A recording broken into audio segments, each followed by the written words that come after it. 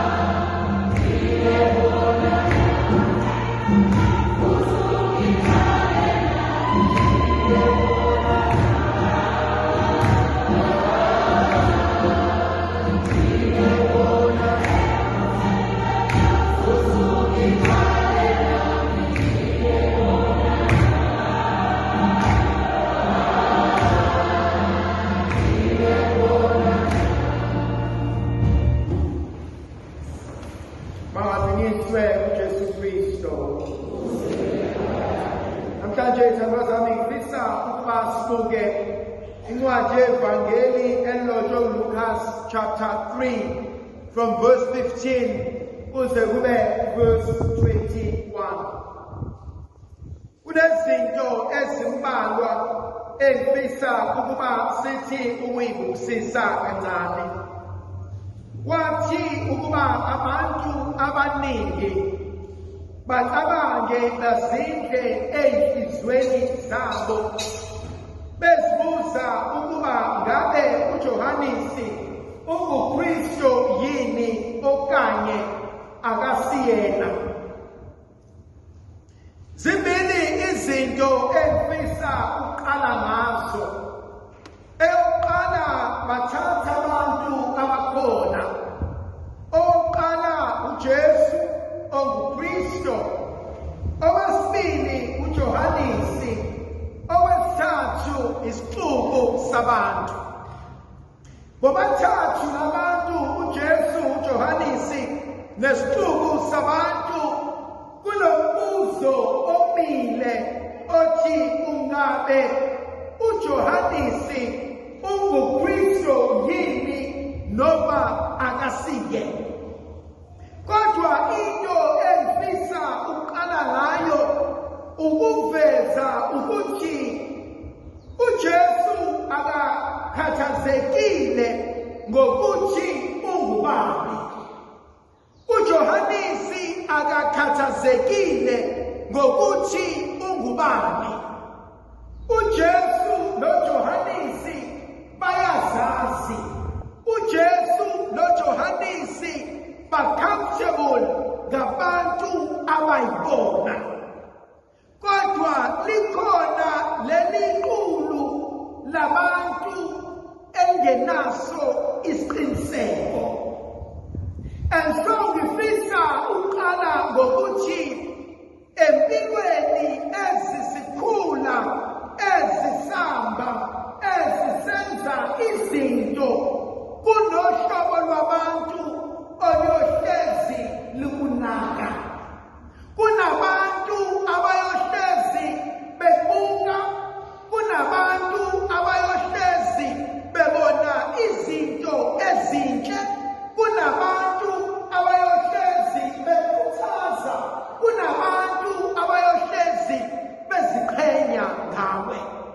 Bayabona ukuzama kwakho, babonile ukhula phambi kwabo, babona nomndeni ovela kuwona, babona ukuzama kwakho, babona ukhula, baze bathi usibanibani usekhulile. Abanye baze bathi lokhu oyikona sasingayitsheli ukuthi niyokwazi ukuba yikona after seshone abazali benu. So labo bantu banibuka ngehlo lokunifisela okuhle. Labo bantu banibuka ngehlo lokujabula nokubheka okuhle enikwenzayo maqedane ebese beyangikhuthaza. Bese kuba khona nohlobo lwesibili lwabantu. Lolu hlobo lwesibili labantu nalo luyanamathela bamba to bamba, bazi yonke into eyenzakalayo empilweni yakho. Kodwa lolu hlobo luyakhetha izinto abazosikhuluma ngawe nabazosikhuluma nawe. Lolu hlobo lwabantu luhlezi buka amaphutha owenzayo. Lolu hlobo lwabantu luhlezi likhuluma ngokwehluleka kwakho. Lolu hlobo lwabantu luhlezi lukuxoxela, lukukhumbuza, litshela ukuthi osibanibani bazama bahluleka, wena ungani uyitshela ukuthi uzoluka. Lolu hlobo lwabantu luzokunika ama-statistics nama-proofs ukuthi ungani ungasoze waphumelela. Le nkinga yohlobo lwabantu iwukuthi bangabantu abayohlezi bekhona ezimpilweni zethu.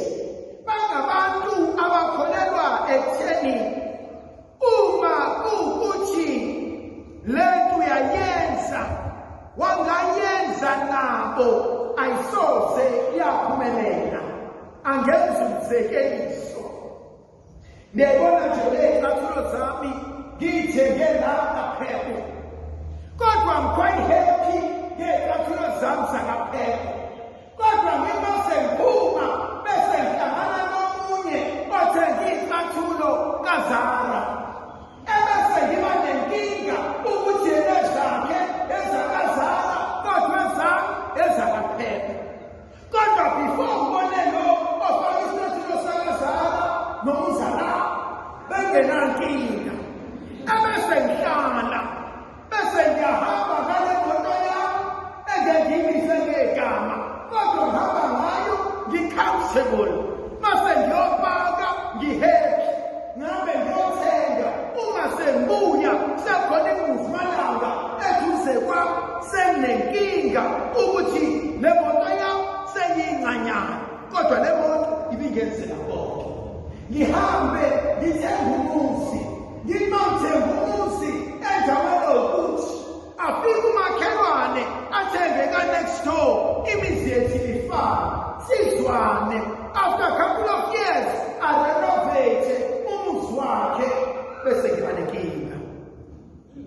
inkinga ayikho esicathulweni sami, inkinga ayikho emotweni yami, inkinga ayikho kumuzi wami, inkinga ukuthi usungcono nami.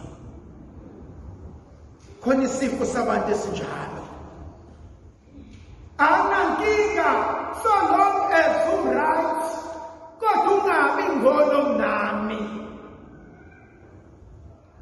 Anankinga so long as ngisebenza, as long as njalo maphela inyanga uzocela imali yokugibela kumina, I'm okay. uNkulunkulu unento ayivezayo yokuthi kunabantu abahlezi becabanga ngempilo yabo. Kunabantu abahlezi begreka befuna into abangayenza bayisebenzise. But then uNkulunkulu sinikeza isisombululo kule nkinga. Wenze njani ngabantu abanjalo? Abanye sishade nabo, abanye sikhule nabo, abanye sishiyelane nabo ibele, abanye bazalwa yithina, abanye sinabo emasontweni, emsebenzini. Kunezinto ezimbalwa uNkulunkulu asinikeza zona. Eyokuqala ithi umuntu inkosi usazi. Know thyself. So njalo, one of the greatest Greek philosophers, uPlato, uthi zazi. Isintu sithi umuntu inkosi usazi. Why lokhu ngikubona kubalulekile na? Lokhu kuzongisiza ekutheni ngingahlezi ngacimana nomlilo, ngingahlezi ngaphila impilo ezojabulisa lo, ijabulise lo, ijabulise lo, ijabulise lo, ngoba ekugcineni abantu abayi ndawonye bengemanzi. Thandwa zami ezikhula empilweni, I've come to accept ukuthi akusibo bonke abantu abazothanda, and that's okay. Akusibo bonke abantu abazovumelana nawe, and that's okay. Akusibo bonke ebenihamba nabo, eniyoze nife nihamba nabo, nangembono nisangahlukana, but that's still okay. Khona into engithusayo, ngikhohlise, kodwa it's more dangerous when I start believing the lies I'm telling you. Masenzophila impilo yamanga ukuze ngikwazi ukuthanda wena. Mawusuzophila impilo engesile iqiniso ukuze ubonakale njengomuntu oright, osentweni nokhulu. Bese kuba khona ibuzo lesithathu engibona uNkulunkulu esinikeza lona. Elokuqala, know yourself, umuntu inkosi uzazi. Elesibili mina iqiniso. Uthi uJohannes angisingi uKristu. Uma ukuthi nitshela ukuthi nginguKristu, angisiyena. Mina ngingulizwi lo memezayo ehlane. So my second point, phile eqinisweni.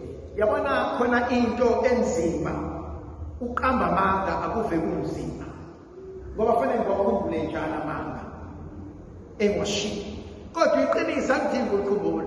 Ngoba ngilisho once, iqiniso namhlanje liyiqiniso kusasa. Liyiqiniso ngonyaka ozayo, liyohlezi liyiqiniso. Number 3, angisiyena. Know your limitations. Akhunyelelwa kanye kungemehle bembongolo. Khona ngikwaziyo ukwenza, mhlawumbe ukwazi ukwenza. Khona ukwaziyo ukwenza, hleze angikwazi ukwenza. And I need ukufunda nokwamukela isimo sokuthi kunezinto engingakwazi ukuzenza, and there must be a peace nalelo qiniso lokuthi angikwazi ukukwenza konke. Last point, angeke ngikwazi ukujabulisa bonke abantu kanye kanye. Makhona engikwazile ukwenza, anginikeze omunye ithuba lokuba akwazi naye ukwenza. Ngicela ukuphetha ngomzekeliso. Umngani wami ungithumela umyalezo uthi kunensizwa edrayiva imoto. Uthi awuyibuke njengensizwa edrayiva imoto kanokusho bese uyahamba ngale moto, izulu impela liyana la emnyango, ebese uyahamba udlula ku-bus stop, bese uyama ku-bus stop. Ufika ku-bus stop kunabantu abathathu, intombi enhle oyithandayo okade vele wawuyifuna.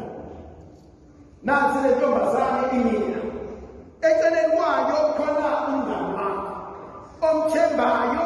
Lo mngani wakho uba evuka nawe.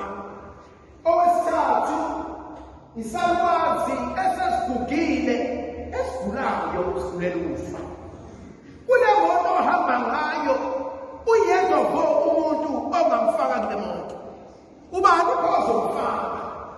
Intombi, usimathatha wakho, noma umngani wakho, anyone ufana, noma umceliwa wesalukazi esesigugile ukufa.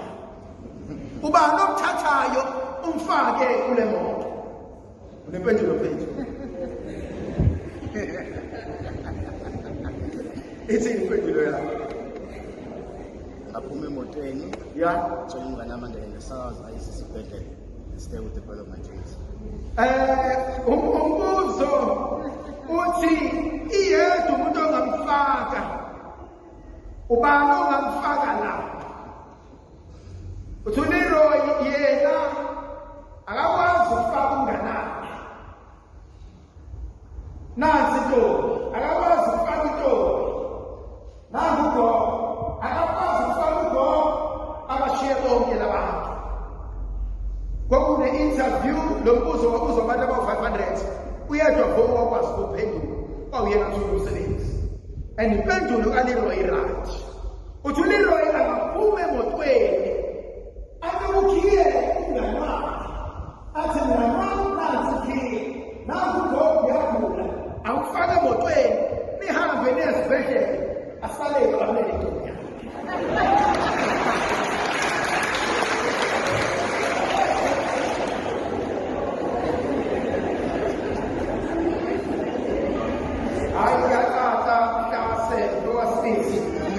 Ukuthi uyiqedile ingane zomama.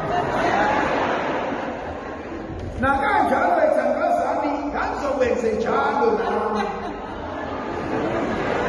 Kodwa lonke ngikwenze okugcina ngizile.